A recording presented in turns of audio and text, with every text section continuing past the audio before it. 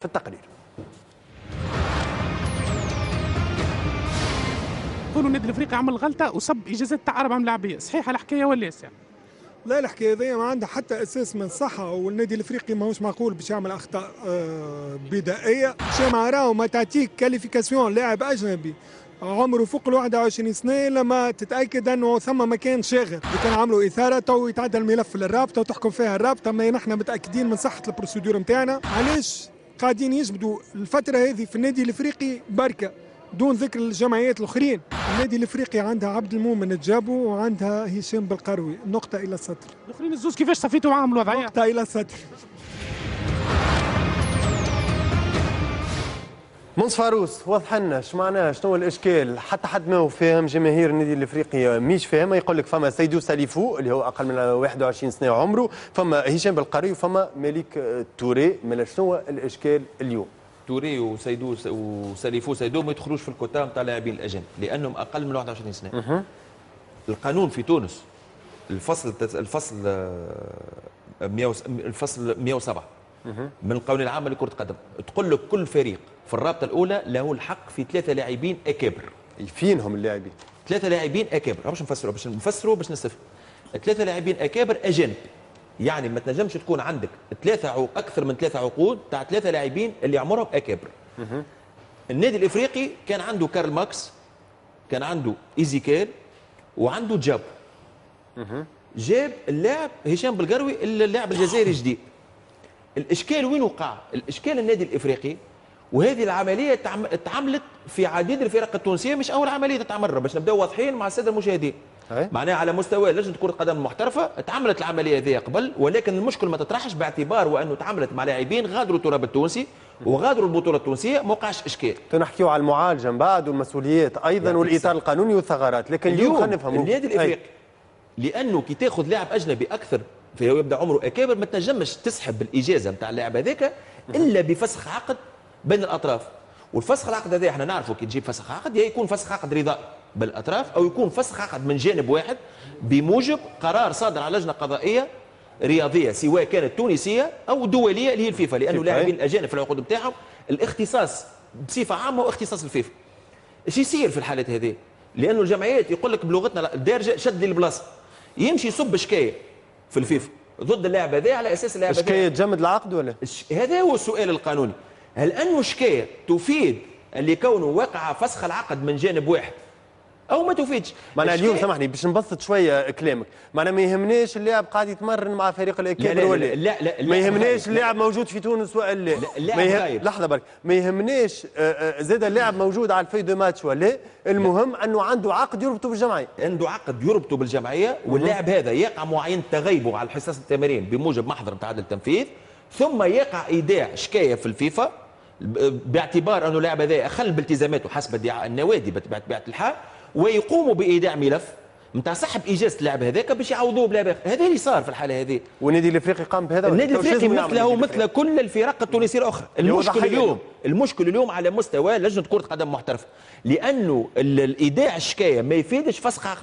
غدوه تنجم الفيفا ترفضها الشكايه هذيك شكلا مثلا او اصلا. شنو نعملوا احنا نجيو نقولوا والله سامحنا يقعد مربع ايدي يستنى في يقعد مربع ايدي النادي الافريقي يقعد يستنى. نجم اي فريق النادي الافريقي وغيره يلقى حل مع اللاعب نتاعو. نعطيك مثال اخر، اليوم كارل ماكس وايزيكيل ما تنجمش اي فريق ينتدبهم في تونس الا ما يمر عبد النادي الافريقي، لانه العقد نتاعهم مازال سليم مفعول.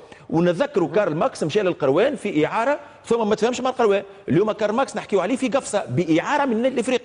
اذا كان انت فسخت العقد من جانب واحد وعندك قرار انت فسخ عقد، لاعب يصبح حر بموجب الفسخ العقد هذاك باعتباره اذا كان فما نعاود نقول فسخ عقد رضائي او بموجب قرار قضائي. اليوم هذا ماهوش موجود. فسالي معناها اليوم شنو مآل الاثاره هذه؟ لا شوف، بالنسبه للاثارات اللي قاموا بهم النوادي سواء المتلوي او غيره، هذا من انظار الرابطه، ما نجموش ندخلوا في قرار من انظار القانون. شو يقول؟ مش لا شوف، انا ما نجمش ننتصب مكان لجنه قضائيه رياضيه باش نعطي قرار في البلاتو، ما نجمش باعتبار انه اليوم ما فماش نص واضح معناها. لا النص هاني قلت لك النصوص واضحه، الفصل 39 والفصل 35 يحدد شروط الفسخ العقود وكذلك يحدد شروط سحب الاجازات تاع في نفس الوقت نفهم من كلامك نقول النادي الافريقي هو ضحيه للاطار القانوني. لا مش ضحيه، مش ضحيه. النادي الافريقي تعامل مثل ما يتعامل كل الفرق التوانسه مع لجنه كره القدم. فما حالات سابقه، فما حالات سابقه، فما حالات سابقه برشا حالات. نعطيك انا مثلا اخر معناها المثال اللي نستحضروا الكل، مثال موسى مازو النجم الرياضي الساحلي. ولكن اللاعب خرج من تونس ما يطرحش اشكال، لانه اللاعب مشى يلعب في بلاد اخرى. اليوم يطرح اشكال، علاش؟ لانه اللاعبين هذوما مازالوا على ذمه النادي الافريقي وموجودين اليوم وعقودهم موجوده في البت في المساله هذه، في الاثاره. في الاثاره حاله ما تتصل بها الرابطه اكيد اللي بيكونوا باش تستمر الرابطه وباش تنظر في الاثاره هذه. ونقول لك اللي كونه من الحالات هذوما يدخلوا في باب الخطا الاداري، لانه النادي الافريقي ما جابش هشام بالقروي يلعبوا من الشارع معناه. عنده اجازه وعنده هيكل رياضيه اليوم واللي هي وافقت على مجيء هشام بالقروي. فبالتالي هذا المشكل اليوم المطروح. المشكل نعاود نقول على مستوى اللجان في الجامعه الرياضيه في الجامعه، لانه ماهوش معقول نجيبوا شكايه نتاع فيفا ونفسخوا بها عقد او نجبدوا بها اجازه. ما نفسخوش عقد، نجبدوا اجازه ونعوضوها بلاعب اخر.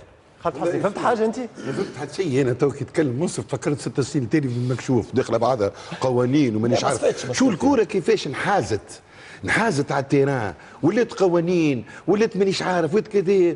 ماني مشيت كره سيتيست بقى شكون. انا اليوم في عودنا نحكيو اهداف مدفوعه ومقبوله، نحكيو على الاطار القانوني. صحيح. شكون انا فهمتك الكلام اللي فهمته اللي راهو خطا اداري مش كون من الفرق، من الفريق ومن الجامعه. من الجامعه والفريق عنده مسؤوليه الجامعه. معناها هذا نشدوا عنده مسؤوليه. ليش قلنا احنا نمشيو معاك تو مصطفى عروس. تبقى للحديث بقيه باش نتابعوه الملف بالطبيعه كما قلت انت. ما نجموش نصبروا احنا في بلاصه الرابطه. نمشيو مباشره مع الجوله الرابعه البطوله الوطنيه. نحكيو كوره لكن نحكيو ايضا على نيران صديقه، بما انه في العديد من المباريات الضحايا اليوم كانت على يد ابنائها. نتفرجوا في تقرير. جولة اليوم هي جولة النيران الصديقة. صعيب ياسر باش تلقى في جولة واحدة فيها 17 هدف، منهم 4 من ولاد الدار السابقين. إيهاب المباركي يسجل الترجي ضد فريقه السابق ويخير عدم الاحتفال احتراما لجمهور السيابي.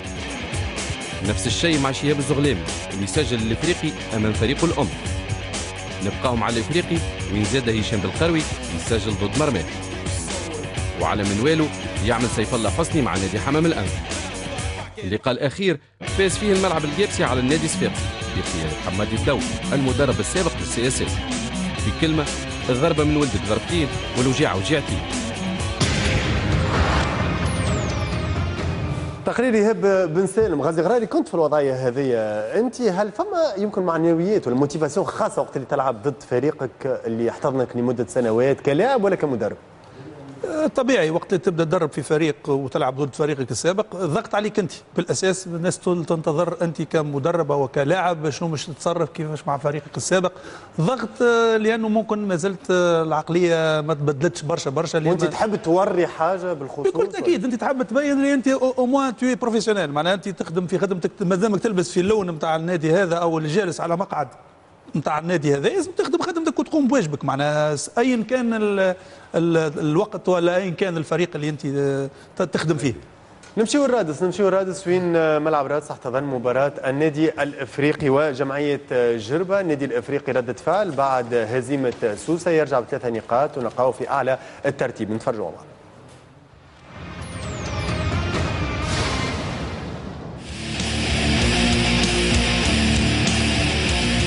كيفاش باش يكون رد فعل النادي الافريقي في لقائه اليوم مع جمعيه جربه بعد هزيمه الخميس الفارط امام النجم الرياضي الساحلي؟ وهل يقدر اللايس دي في ظل غياب الانتدابات ونقص الرصيد البشري على الصمود امام الترسانه الهجوميه للافارقه؟ هذه الاسئله هي اللي كانت تفرض نفسها اليوم قبل لقاء الفريقين. ماذا بيا نلبي سي العبد الحي الامنيات نتاعو الكل. انا عنده يدخل في ستاج بورتير من لاندي وباش يجيو ناس معناها دي جوار يتستوا يعملوا لي تيست في بورصه دريد. بصراحه يدخل في التكتيك ولا سي ترى؟ لا لا كل حاجه بلاصتها. هو انسان شخص محترم ونقدره معناتها يعرف حدوده وانا كيف ومعناتها انا انسان معناتها في مستوى عالي يعرف وين يقف البريزيدون وين يقف معناتها الفني. فهمت؟ سانشيز يعدل في اختياراته. العقربي ساليفو والجزيري اساسيون مكان تقاو الهدلي والمنياوي. في المقابل تشكيله الجمعيه عرفت مشاركه الحارس السعيدي واللاعب اسامه عبد القادر لاول مره في الموسم. بالنسبه لبيكامينغا جبناه تفاهمنا مع فريق لافال، عملنا دي زيكزامان بروفوندي رام يتضح كونه عنده ضربه قديمه في الليجامون في ركبته اليسار. تعطيه الفرصه لشهاب الزغلامي ولا مش تجيبوا اتاكون بوان؟ باش نجيبوا اتاكون قبل لو كان سبتمبر ان شاء الله ماتش سي اس اس يكون حاضر الاتاكون. فريق الجزيرة يبدأ اللقاء بقوة، ومنذ الدقيقة الأولى تسديدة من أمين فرحات يرجعها بن مصطفى أمام رأفت التعنان اللي بطريقة غريبة يحط الكرة فوق المرمى. إجابة الإفريقي كانت سريعة، وفي أول عملية مخدومة مليح تدور الكرة بين الجزيري بالعيد، توصل زهير الذوادي بتسديدة أرضية يسجل الهدف الأول لفريقه.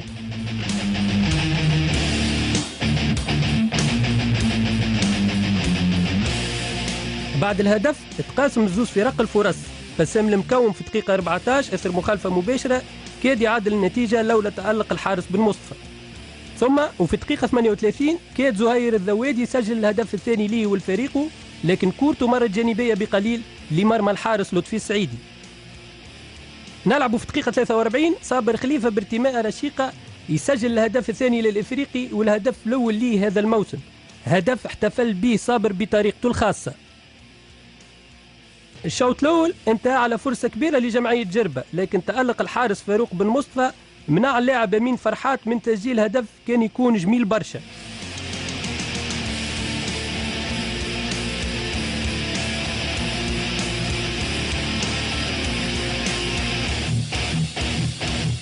الجمعية تدخل الشوط الثاني بقوة، وبعد تسرب من أسامة عبد القادر المدافع الجزائري هشام بالقروي يغالط حارس مرماه ويذلل الفارق للايس دي اللي تواصلت سيطرته في الفترة هذه، وكاد يعدل النتيجة لولا تألق فاروق بن مصطفى أمام أسامة عبد القادر. بعدها رجعت السيطرة للإفريقي اللي خلق زوز فرص واضحة عن طريق صابر خليفة وكذلك سيف الجزيري اللي ضيع الفرصة بطريقة غريبة. الدقيقة 67 عرفت دخول شهاب الزغلامي مكان الجزيري. الزغلامي ما ضيعش برشا وقت، وفي الدقيقة 69 يسجل الهدف الثالث للإفريقي ضد فريقه السابق جمعية جربة. جربة مبروك عليه من عام ناول اليوم معناتها جات البونتو كنت جربة معناتها دوماج خاطر عندي ذكريات باهية في جربة وكل شيء، هذيك هي الكرة.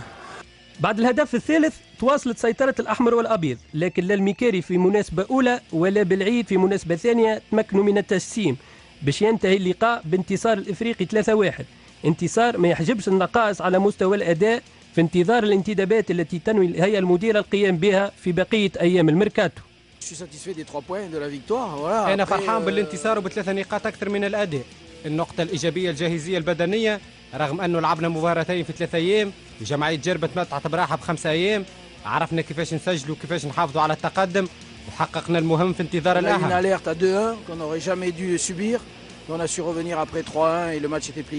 وجه مرضي رغم الخسارة اليوم.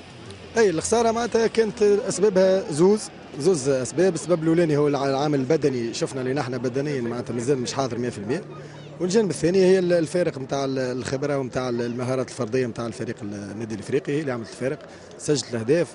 نحن الحمد لله انا راضي على المردود تاع الفريق، وقلنا راهو المباريات الاولى باش تكون مباريات تحضيريه لجمعيه جربه، ان شاء الله نشوفوها افضل. إذا تقرير سفيان الوج ووليد قرفالة. خالد حسني كي نشوفوا توا عمليا النادي الافريقي كان الاسبوع الفارط محل انتقادات من العديد، لكن على 4 مباريات 9 نقاط على 12.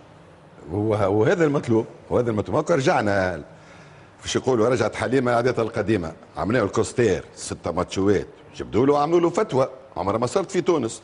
هي الفتوى ذي الاداء، قال لك يربح مش الاداء. هاكا بدات في الكلوب. هو ذكر منتصر لوحيشي عفوا الاسبوع الفارط قال راهو البطوله ما تتربحش في المواجهات المباشره ضد الترجي ونادي الصفاقسي ونجم الساحلي، تتربح على 30 مباراه. هو سي منتصر قال زاد راهو يلزمنا وقت، نقول له يا منتصر فماش وقت في الكلوب افريقيا ولا الترجي ولا الافريقي، فماش وقت. معناها كل شيء مزروب. انت مطالب بنتيجه، خاصه الافريقي. علاش الضغط الكل على الافريقي السنه هذه؟ كما في ايطاليا روما لارين دو ميركاتو، الافريقي لو روا دو ميركاتو. انتظارات كبيره. ليه وزدت نسمع يقول لك مازلنا ميركاتو. انا عندي سؤال للناس الكل، بربي ايش فيه الميركاتو في تونس؟ يا ودي ربتير دو ستوك ما فما في حد شيء. اللي يقول لك انا مش نعمل انتدابات، مش شكون؟ من الحيط، من الناس الاخرى، فهمت حاجه اخرى. يقولوا احنا حاجتنا باتاكون، يا ولدي تو الموند اتاك، ميم لاريري لاتاك. معناها راس حربه كي يقولوا حاجه معناها راس حربه ولا راس حربه زي الحرب يا مات. نحن نقولوا باش تحب تسميهم يحب بدل مصطلحات الكره الكل خالد حسني اليوم يتفضل. هداف هو اللي كمل بار اكزومبل ميايلوفيتش فيورنتينا كان هداف يلعب ري سنترال. عندك هداف كيما العيساوي مثلا صديقي العزيز اللي توا غاب علينا اللي مات هذه هداف معنى المهنه تاعو هداف. ما تعتبرش انه احسن انتداب يكون استغلال الموارد كيما شهاب الزغلامي اللي طاقات ممتاز. توا انا على ريت اللقطه هذه هدف بالاكستيريور خارق العاده تبارك الله اللي كاري غازي غراري يعرفوا معناها توا هذايا نجم بار اكزومبل يفيدكم. لاعب جاي من الملعب التونسي تنقل للنادي الصفاقسي، من النادي الصفاقسي مشى للجابس وتوا من جربه جاء للافريقي. ممكن اللاعب زاد وقت اللي جاء صغير شويه ما خذاش فرصته كما يلزم، ممكن ما كانش ناضج كما يلزم. اليوم نشوفوا لاعب عنده مواصفات محترمه جدا. نجموا ننتظروا توجيه دعوه في الاسابيع القادمه بصفه عامه اللاعبين يكونوا مفاجاه اللي ما عندهمش 30 مباراه في ساقيهم لكن 5-6 مباريات وراوا فيها امكانيات طيبه. انا قلت لك وارد هذا ولا وارد، لانه وقت اللي يتقدم الموسم ونشوفوا مستوى نتاع ان شاء الله الكومبيتيسيون تطلع، يعني المستوى المباريات يطلع وبالتالي مستوى اللاعبين يطلع ان شاء الله. معناها نشوفوا لاعبين اللي يبلغوا مستوى يخول لهم باش يكونوا في المنتخب. خالد حسني ابرز لقطات في المباراه نمشيو. نعم ابرز اللقطات في المباراه. لا ابرز اللقطه اللي ريتها انا هو هدف تاع الزغلاني. معناها هدف فيه تبارك الله سي ان تالون معناها جمله تكتيكيه هي معناها الكره مشات له هو بالاكستيريور. معناها هو القرار نتاعو كان صحيح، تعامل مع حاله اللاعب بالوسيله اللي هي بنى وسيله بالاكستيريور. تبقى عندي مداخله صغيره. راهو ريكروتمون يقول لك ايسي اي مانتنون توا يعطي الاضافه صح. نرجع يكون هنا وتوا توا فهمت؟ دونك معناها مش تربط في الكره بالسياسه راك توا قاعد تربط في الكره بالسياسه توا. ليه كابتن ليه ايسي اي مانتنون لوسكو تو عملي حيني اني بارك الله فيك حالا دونك حاول هدف نعاودوا نشوفوه معناها نشري لاعب بمليار ولا مليار ونقعد نستنى فيه. ما فيولا فما حاجه اثار جدل ولا كل شيء يتعدى على ما يرام في المباراه؟ فما بعض اللقطات نشاهدوهم لكن اجمالا معناها المباراه كانت طيبه تحكيميا. نشاهدوا اللقطه الاولى هجوم للذوادي، هنا الحكم كان التمركز نتاعو كان تمركز صحيح باش ياخذ القرار الصحيح انه نشوفوا العرقله خارج منطقه الجزاء، واللاعب هنا نشوفوا كيفاش العرقله خارج منطقه الجزاء والحكم يعلن عن المخالفه لكنه كان عليه معناها انذار المدافع لان الهجمه واعده. اللقطة الثانية اللي نشاهدوها معناها نداء للسادة الحكام وخاصة الحكام الشبان معناها ياخذوا الحاجات كما هي خاطر المخالفات القريبة من منطقة الجزاء. شاهدوا هنا كيفاش الكرة تصطدم معناها ركبة المدافع لكنه يعلن عن لمس كرة باليد غير موجود. هنا ردوا بالنا معناها بالمخالفات القريبة من خاصة منطقة الجزاء.